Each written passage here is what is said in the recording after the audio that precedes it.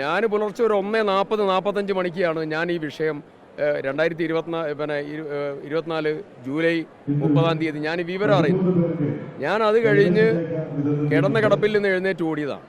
ഞാൻ വരുന്ന വഴിക്കാണ് ഞാൻ ചീഫ് സെക്രട്ടറി വേണു. ഞാൻ എൻ്റെ ജീവിതത്തിൽ മറക്കില്ല മനുഷ്യൻ. അദ്ദേഹത്തിൻ്റെ 3ാമത്തെ റിങ്ങിൽ ആ മനുഷ്യൻ കോളെടുത്തിട്ടുണ്ട്. സിംഗിൾ കോളിലെ 3ാമത്തെ റിങ്ങിൽ കോളെടുത്തു. ഞാൻ വിവരം പറഞ്ഞു. അത് പ്രതിപക്ഷ നേതാവ് ഇൻസ്റ്റൻ്റ് ആയിട്ട് എടുത്തു. ഞാൻ മുഖ്യമന്ത്രി വിളിച്ചു. മുഖ്യമന്ത്രി അത് കഴിഞ്ഞ് എന്നെ തിരിച്ചു വിളിച്ചു. നമ്മൾ അങ്ങനെയൊക്കെയാണ് ഏകോപനം നടത്തുന്നത്.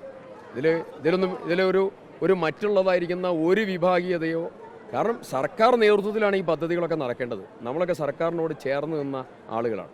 പൊതുശ്മശാനമല്ലാതെ ഈ ജില്ലയിലെ പലയിടങ്ങളിലും കുഴി കുഴിച്ചിരുന്നു ബോഡി അടക്കം ചെയ്യാൻ.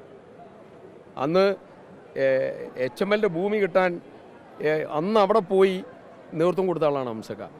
അന്ന് കലക്ടറോട് സംസാരിച്ച് മന്ത്രി രാജനെയും റിയാസിനെയും നേരിട്ട് ചെറിയാനെ കണക്ട് ചെയ്ത് സ്ഥലം തരാം എന്ന് സമ്മതിപ്പിച്ച ആളാണ് ഞാൻ.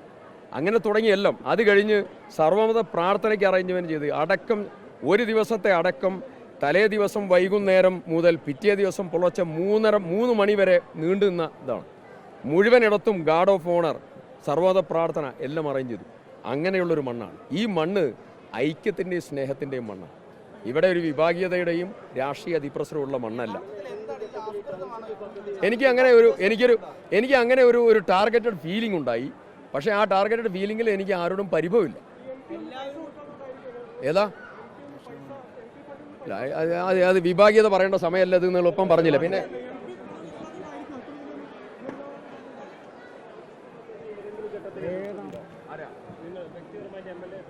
ഒരിക്കലും എതിർത്തില്ല എന്ന് മാത്രമല്ല, ഇന്നലെ ഞാൻ ഇവിടെ മെനിഞ്ഞാന്ന് രാത്രിയും ഇവിടെ വന്ന് അറേഞ്ച്മെൻറ്റ്സ് കണ്ട് വിലയിരുത്തി പോയയാളാണ് ഞാൻ. അരുൺകുമാർ എന്ന് പറയുന്ന സ്പെഷ്യൽ ഓഫീസറുമായി മെനിഞ്ഞാന്ന് രാത്രി അടക്കം അറേഞ്ച്മെൻറ്റ്സ് ഒക്കെ പ്രോപ്പറായി പോവുമല്ലേ എന്ന് ചോദിച്ച് ഇവിടെ നിന്ന് പോയയാളാണ്. അങ്ങനെയാണ് ഞങ്ങൾ ഇതിനൊക്കെ കാണുന്നത്.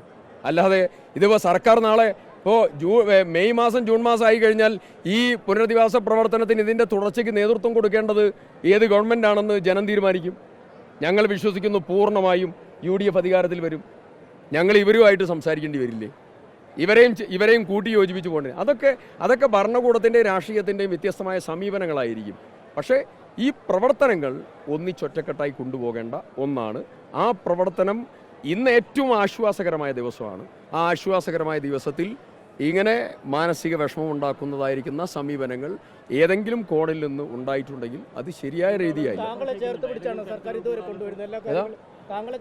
ഞാൻ അങ്ങോട്ട് അപ്രോച്ച് ചെയ്യും. ഞാൻ അടിയന്തര പ്രമേയം അവതരിപ്പിച്ചിട്ടുണ്ട്. ഞാൻ ചോദ്യങ്ങൾ ചോദിച്ചിട്ടുണ്ട്. ഞാൻ മുഖ്യമന്ത്രിയെ നിരവധി തവണ കണ്ടിട്ടുണ്ട്. മന്ത്രി രാജനെ നിരവധി തവണ കണ്ടിട്ടുണ്ട്. ഞാൻ കലക്ടറുമായി നിരവധി തവണ സംസാരിച്ചിട്ടുണ്ട്.